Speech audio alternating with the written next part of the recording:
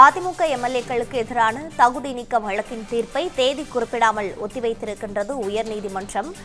அதிமுக எம்எல்ஏக்களுக்கு எதிரான தகுதி நீக்க வழக்கின் தீர்ப்பை தேதி குறிப்பிடாமல் ஒத்திவைத்திருக்கின்றது உயர்நீதிமன்றம்.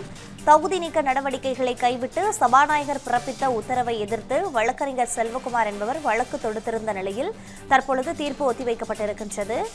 தகுதி நீக்க நடவடிக்கையை கைவிட்டதில் என்ன தவறு உள்ளது என சென்னை உயர்நீதிமன்றம் கேள்வியையும் முன்வைத்திருக்கின்றது.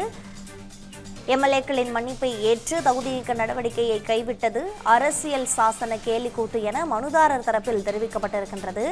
மேலும் கட்சி உறுப்பினர்கள் இடையிலான பிரச்சினையில் மூன்றாம் நபர் பொதுநல வழக்கு தாக்கல் செய்ய முடியாது என தமிழக அரசு சார்பில் வாதம் முன்வைக்கப்பட்டிருக்கின்றது. அதனைத் தொடர்ந்து வழக்கின் தீர்ப்பை தேதி குறிப்பிடாமல் தள்ளி வைத்து தலைமை நீதிபதி அமர்வு உத்தரவையும் பிறப்பித்திருக்கின்றது.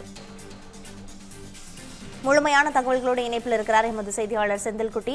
செந்தில்குட்டி, இந்த தகுதி நீக்க வழக்கு தொடர்பான விவரங்கள் என்னவாக இருக்கின்றன, பதிவு பண்ணுங்க.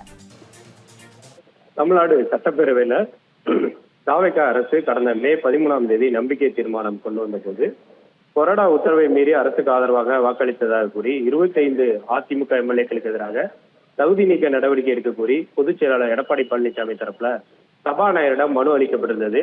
இந்த நிலையில் 4 எம்எல்ஏக்கள் ராஜினாமா செய்ததை அடுத்து மீதமுள்ள 21 எம்எல்ஏக்கள் மன்னிப்பு கோரி கடிதம் அளித்துள்ளதால் அவர்களுக்கு எதிரான தகுதி நீக்க நடவடிக்கை கோரிய மனுவை திரும்ப பெற்றுக் கொள்வதாக எடப்பாடி பழனிசாமி சபாநாயகருக்கு கடிதம் அளித்திருந்தார். இதை ஏற்று சபாநாயகர் 21 எம்எல்ஏக்களுக்கு எதிரான தகுதி நீக்க நடவடிக்கையை கைவிடுவதாக பிறப்பித்த உத்தரவை ரத்து செய்ய வேண்டும் என்ற கோரிக்கை வைத்து வழக்கறிஞர் செல்வகுமார் என்பவர் சென்னை உயர்நீதிமன்றத்தில் ஒரு வழக்கு ஒன்றை தாக்கல் செய்திருந்தார். இந்த வழக்கு தலைமை நீதிபதி தர்மதிகாரி மற்றும் நீதிபதி அருள்முருகன் அடங்கிய அமர்வுல விசாரணைக்கு வந்தபோது ஏற்கனவே இதே கோரிக்கையோடு தாக்கல் செய்யப்பட்ட வழக்கை அபராதத்துடன் தள்ளுபடி செய்துள்ளதாக தெரிவித்த அடுத்து மனுவை வாபஸ் பெறப்பட்டது என நீதிபதிகள் தெரிவித்தனர்.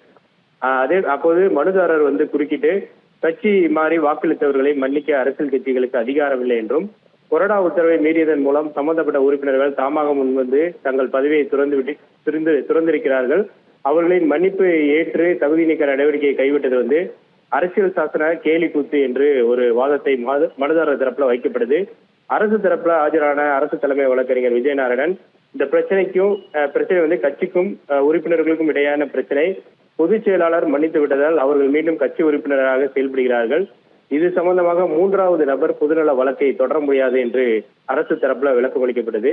விசாரணையின் போது குறுக்கிட்ட நீதிபதி கொறடா உத்தரவை மீறி வாக்களித்தவர்களை மன்னித்து விட்டதால் அவர்கள் கட்சி உறுப்பினர்களாக நீடிப்பதாகவும் அவர்கள் ராஜினாமா செய்யவில்லை.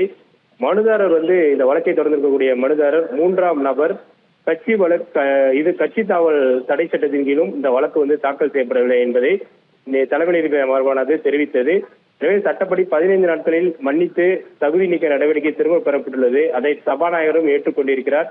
இதில் எந்த தவறும் இல்லை என்றும் தற்போதைய நிலையில எந்த கட்சி தாவல் நடவடிக்கையும் இல்லை என்பதையும் தலைமை நீதிபதி அமர்வானது தெரிவித்து இந்த வழக்கின் விசாரணையை தீர்ப்பதை தேதி குறிப்பிடாமல் தள்ளி வைத்து ஒத்திவைத்திருக்கிறார். முழுமையான தகவல்களுக்கு நன்றி செந்தில்குட்டி.